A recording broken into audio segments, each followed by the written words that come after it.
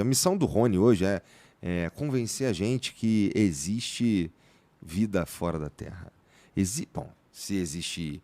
Você estava me falando mais cedo aqui que lá no Acre, que foi meio que isso que te convenceu, né? Você falou que não estava na ufologia nem Eu nada acho que disso. aqui eu vou tentar convencer você que existe vida inteligente na Terra. Tá bom. Porque a gente sabe que os humanos, né?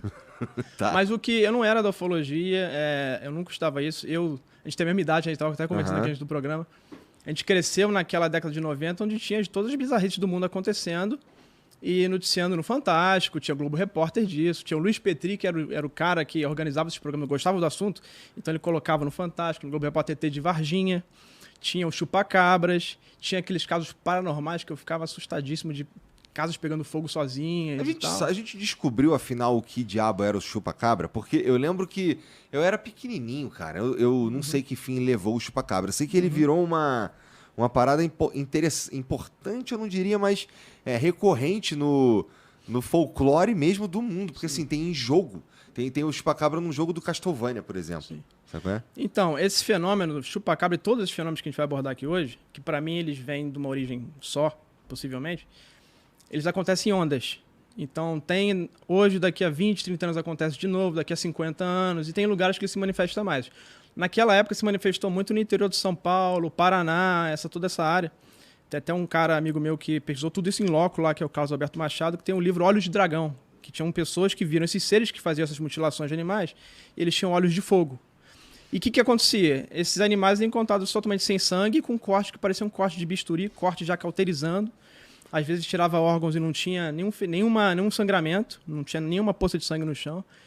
E acontece ainda, eu estava no Ceará em 2023 e estava acontecendo com porcos. Então não é só o nome chupacabra, é um nome genérico, né? Mas acontece com porco, acontece com cavalo, acontece com gado. E ano passado aconteceu na Argentina. Várias províncias da Argentina, varreu a Argentina esse fenômeno. Então é uma coisa que acontece, mas no Brasil é aquela coisa cíclica. E aconteceu muito na década de 90, né? Como você tá falando. Por que os caras não noticiam? Por que eu não fiquei sabendo, por exemplo, o que aconteceu na Argentina? Porque a grande mídia, parece que, assim, a gente sabe que tem um conglomerado de mídia que ele é aquela coisa, vê lá num determinada fonte de notícia e aí depois pipoca, né, em todas, né? Tem um manda-chuva, né? E esse manda-chuva talvez não quer que esse assunto seja discutido. Então, Mas quis em algum momento, né? Tanto que você falou, tinha no Fantástico. Sim, tinham pessoas, por causa de pessoas, né? Tinham pessoas que abraçavam isso, como o Luiz Petri, no passado, e ele lutava para poder colocar isso no ar. Mas são pessoas. Agora, como organização, não tem nenhum interesse em colocar isso a público. Tanto é que você falou, não houve. Aí você tem que entrar nos sites locais, das províncias locais da Argentina, e você vai começando a ver. Em 10, 20 províncias acontecendo. É que nem nos casos na Amazônia que a gente vai comentar hoje. Você não viu isso no Jornal Nacional, nem em outras grandes mídias. Você vê isso nos jornais locais do Acre, de Rondônia, do Amazonas. Entendi. Que tu falou que as naves saem dos rios para pegar as pessoas. Eu tava na... porque tu me falou, porque eu te perguntei, pô, tu tá nisso há mó tempão? Tu falou, não, pô, tem pouco tempo. Então, e aí tu ia começar a falar desse caso aí, né? Sim. Então, eu nunca fui da ufologia, mas eu cresci com essa dúvida na cabeça por ter visto esses documentários. Uhum. Então, eu cresci com aquela pulguinha atrás do olho, falando, será que existe isso mesmo e tal? E nunca pesquisei nada, só passivo vendo esses documentários naquela época principalmente. E aí, como eu trabalho na Petrobras, eu tenho muitos contatos de governo, etc. Às vezes eu troco ideia com pessoas. E tinha um amigo, de forma indireta, trabalhava na FUNAI. Ele falou, porra, você sabia que estão acontecendo casos em que tem saído naves dos rios e disparado feixes luminosos nos índios, causando diversos sintomas? Uma indígena até perdeu a criança. E às vezes as naves levam os índios embora. Eu falei, não, isso é mentira. Na época eu falei, não, isso não existe. Aí ele falou, não, pede os documentos tais, tais e tais, da época tal, tal e tal, que você vai descobrir. Aí eu comecei primeiro a olhar Google, notícias locais, eu vi que existia. Entrei no site do governo de pedido de informação, que eu já tinha uma certa familiaridade com aquilo. Tinha pedido para isso. Tinha um do Edson Boaventura, que já esteve até aqui, tinha um pedido dele sobre isso numa época distante. Na época não consideram nada. Aí eu falei, não, tá, vou pedir, não custa nada, rapidinho, já conhecia como fazer. Pedi. Para minha surpresa, a FUNAI me liberou quase 50 páginas de documentos sobre esses casos.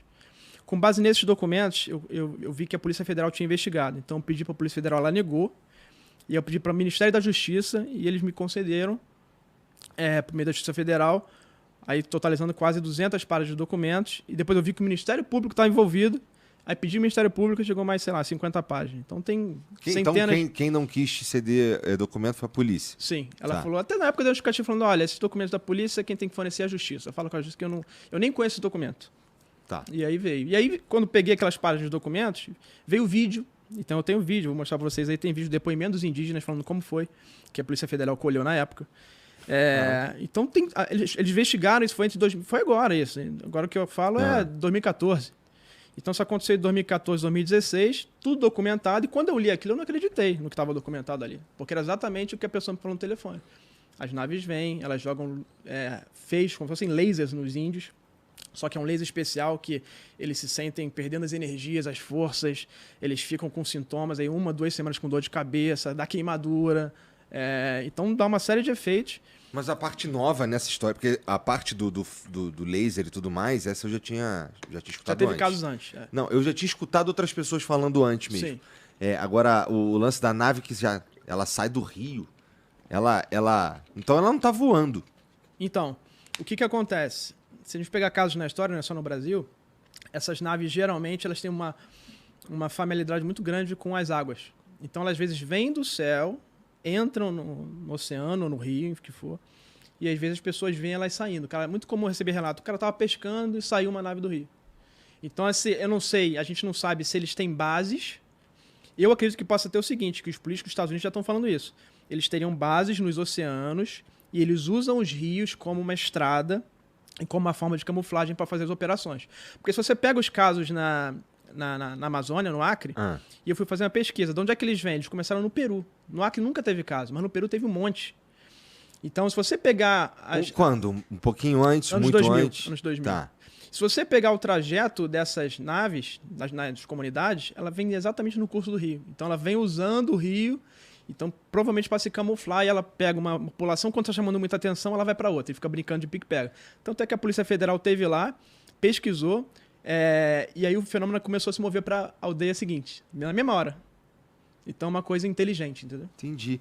Mas tem alguma teoria de como essas... Por exemplo, essa nave, ela não voa, mas ela vem do céu. Então, porque tu deve trocar ideia com os outros caras também, né? Sim. Há teorias que, por exemplo, pode ser uma civilização extraterrestre que está se colonizando no mar, instalou uma base no mar e vive aqui há milhares de anos, talvez. Então é um morador daqui. O cara tá aqui. Foi aquilo que tu me falou antes de começar. A gente não sabe onde ele veio. Ele pode ter vindo de outro planeta, e a gente vai discutir que o governo americano está falando agora, outra dimensão. Ele pode vir de outra realidade. E está se colonizando aqui, formando colônias no oceano. Essa é a hipótese mais aceita hoje. De onde ele veio, a gente não sabe. E está usando esses rios para fazer essas operações dele. É isso que é a informação que a gente tem, pelo menos, do comportamento que esses veículos têm. São naves, às vezes são naves cilíndricas, às vezes são esferas, às vezes são discos voadores clássicos, e que entram e saem dos rios e fazem essa operação e voltam. Às vezes são pequenininhos, são pequenos cilindros que as pessoas veem 2 pessoinhas dentro. Pessoinhas diferentes, assim, humanos meio diferentes.